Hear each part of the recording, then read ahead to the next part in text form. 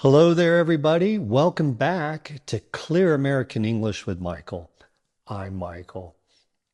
It's very good to see you again. Or should I say, it's great to see you again. Did you notice what I just did? Instead of saying very good, I used a stronger word. Today, we're learning how to stop using very so much and use better words that make your English sound much more natural. So let's get into it. Have you ever caught yourself saying, I'm very happy, or it's very important, or she's very smart? Don't worry if you do, everyone does sometimes. But here's something interesting. People who grew up speaking English actually don't use very as often as people learning English. When we use one word too much, our speaking can sound a bit flat. Think about this. If you're in a job interview and someone asks why you want the job, which sounds better? I'm very interested in this job. Or I'm excited about this job. The second one sounds more confident, right? So let's talk about why using very too much can be a problem. Very is what we call an intensifier. It makes adjectives stronger, but it's like adding salt to food. A little bit makes things taste better, but too much ruins everything. When you keep using very with all your adjectives, your English starts to sound the same all the time. Think about how this sounds. Very good, very bad, very big, very small. It gets boring, doesn't it? Let me show you 5 easy ways to replace very and sound more like someone who speaks English naturally. Now, the first and easiest way to avoid very plus an adjective is to use one stronger word instead. This instantly makes your English sound much more natural. Instead of saying something is very big, say it's huge. Instead of very small, try tiny. Instead of very good, say excellent. Let me show you with an example. Imagine telling a friend about a restaurant with very. The restaurant was very good. The food was very tasty. Here's a better way. The restaurant was excellent and the food was delicious. You hear how much better that sounds? I didn't use fancy words, just more specific ones. Here's a quick tip. Don't try to learn hundreds of new words at once. Start by changing just 5 very phrases you use most often. For example, if you often say very tired, start using exhausted instead. Let me show you more examples. I'll say the very version first and then the better version. Very happy, thrilled, very sad, devastated, very cold, freezing, very hot, boiling, very interesting, fascinating. Okay? Our second way is to replace very with other intensifiers, words that make adjectives stronger. This makes your English sound more colorful and interesting. Here are some good words to use instead of very. Really, as in really good. So, as in so beautiful. Truly, as in truly amazing. Completely, as in completely different. Totally, as in totally worth it.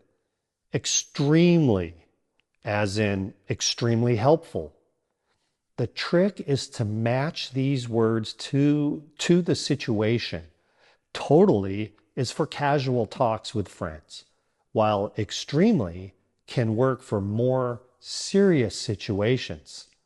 Let me show you some clear examples replacing very. Instead of, this movie is very good. This movie is so good. Instead of, she was very angry. She was really angry. Instead of, the test was very hard. The test was extremely hard. Notice how switching from very makes your English sound more natural. People often change their intensifiers depending on what they're talking about, which makes their language sound more engaging. Okay, the third method is changing how we make sentences. Instead of using very with an adjective, use a strong verb that shows action. For example, instead of he was very happy, he smiled from ear to ear. Instead of she was very sad, she cried softly. Instead of I'm very interested in this, this fascinates me. This approach not only gets rid of very, but it also makes your sentences more lively. It creates a picture in people's minds. Here's a work example with very. My boss was very mad about the mistake. Here's a better way. My boss frowned when he saw the mistake. Can you see how the second sentence gives you a better picture? You can almost see the boss's face. I know this way needs more words in your vocabulary, but even learning just a few strong verbs for common feelings will make your English sound much better. Okay. Our fourth method is using common expressions that English speakers naturally use to show something is strong or intense. Instead of very cold, say freezing cold. Instead of very hungry, say starving.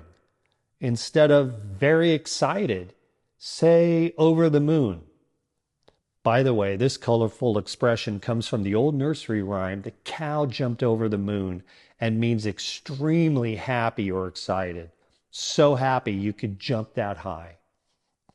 Instead of very tired, say worn out. Let's compare very with some common expressions. It was very hot yesterday. A more natural way, it was boiling hot yesterday. I'm very busy at work. A more natural way, I'm swamped with work. And this creates a visual image of being in a swamp where movement is difficult, just like when you have too many tasks. These expressions might seem hard at first, but they're fun to learn and use. Start with just a few common things like weather, or hunger, or being busy, and slowly learn more as you go. Our fifth and final method isn't about new words. It's about how you say things. Voice emphasis. English speakers often use emphasis in their voice to show intensity. Instead of saying, that was very funny, someone might say, that was so funny, with strong emphasis on so to make it more expressive. Or instead of, I'm very sure, they might say, I'm absolutely sure, with emphasis on absolutely. This is about the music of English, the rhythm that makes it sound natural. Let me show you some more. I'm really looking forward to seeing you. That movie was amazing. The concert was incredible. Do you hear how I emphasize these words? This technique instantly makes your English sound more natural. The best part is you don't need to learn a lot of new words. You just practice putting emphasis in the right places. So here's how you can practice voice emphasis. Number one, record yourself. Use your phone to record yourself saying sentences both ways. First with very, and then with emphasis on keywords. Listen to the difference and adjust your delivery. Number two, shadow native speakers. Watch English movies, TV shows, or YouTube videos and repeat phrases right after you hear them, mimicking the exact emphasis patterns. News anchors and talk show hosts are especially good to imitate because they use clear dynamic speech. And so do I. So feel free and play the video again. Number three, mark your texts.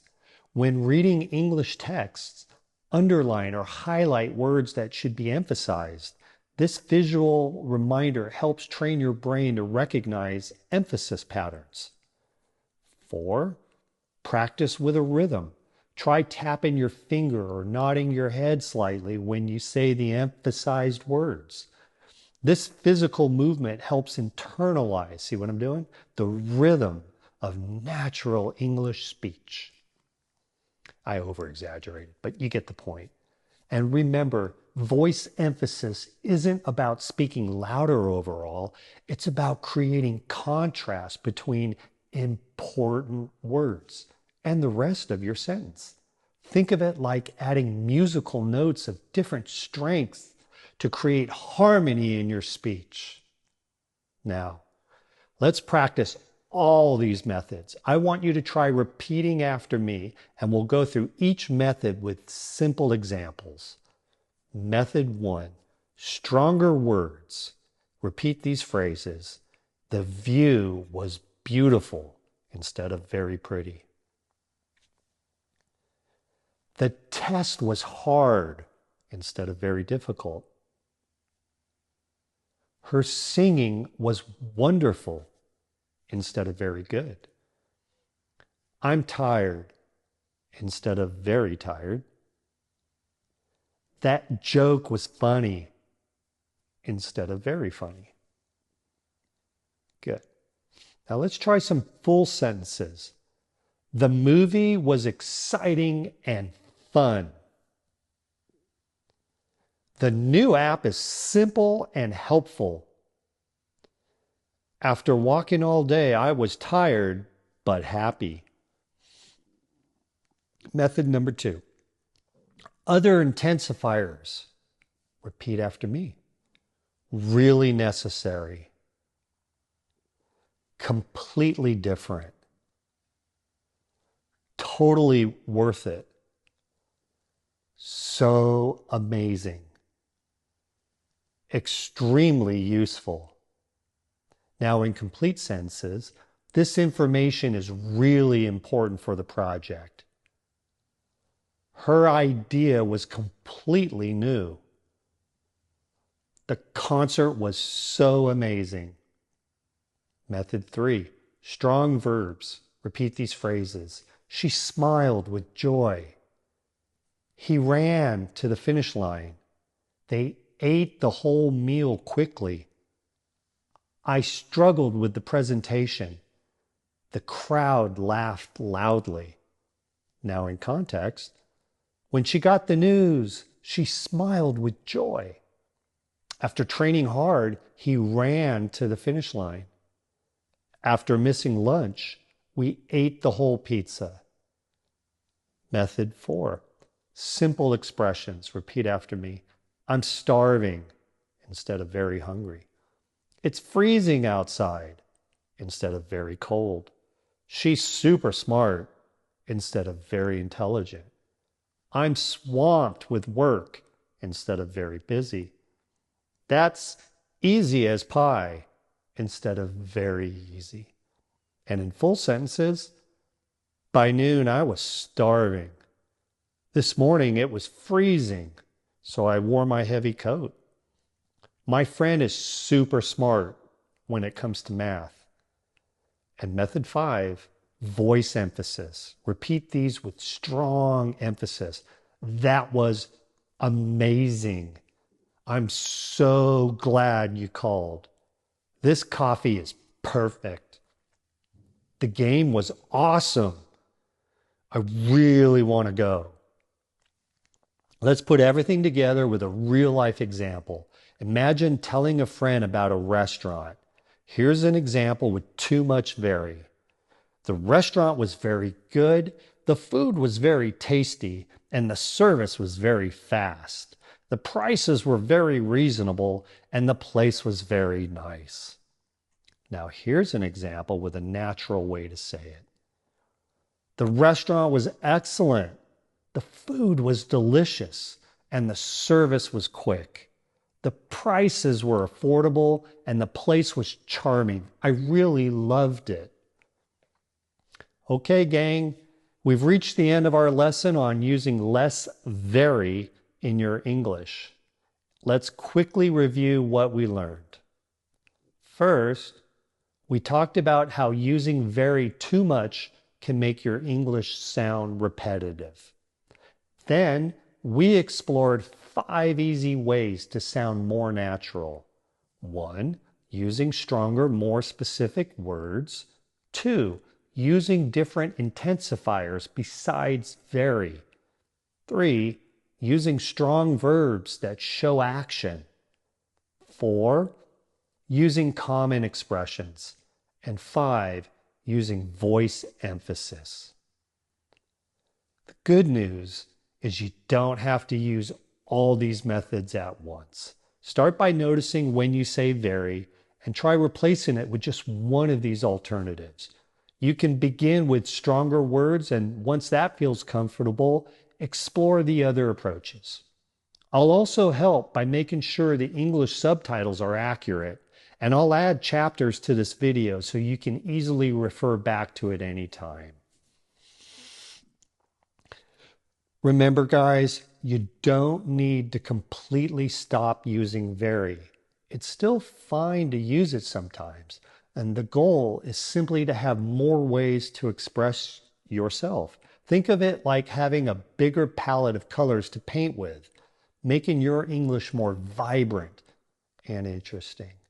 And most importantly, don't worry about making mistakes. Every time you try a new word or expression, you're improving your English. Practice these alternatives when chatting with friends or writing messages before using them in more formal situations. Learning a language takes time, and it's okay if some days feel harder than others. That's completely normal. What matters is that you keep practicing and enjoying the process. Celebrate every small improvement. It all adds up. If this video helped you, please give it a thumbs up and share it with others learning English. I'd be so happy if you subscribe to my channel. I've got plenty of helpful videos planned, and I'd love for us to continue learning together. Stay confident, keep practicing, and have fun as you improve your English. You're doing an amazing job, and every time you practice, you're getting closer to speaking English with ease. Thank you so much for watching today. I really appreciate you spending time with me, and I'm excited to see you in our next lesson. Thanks, guys.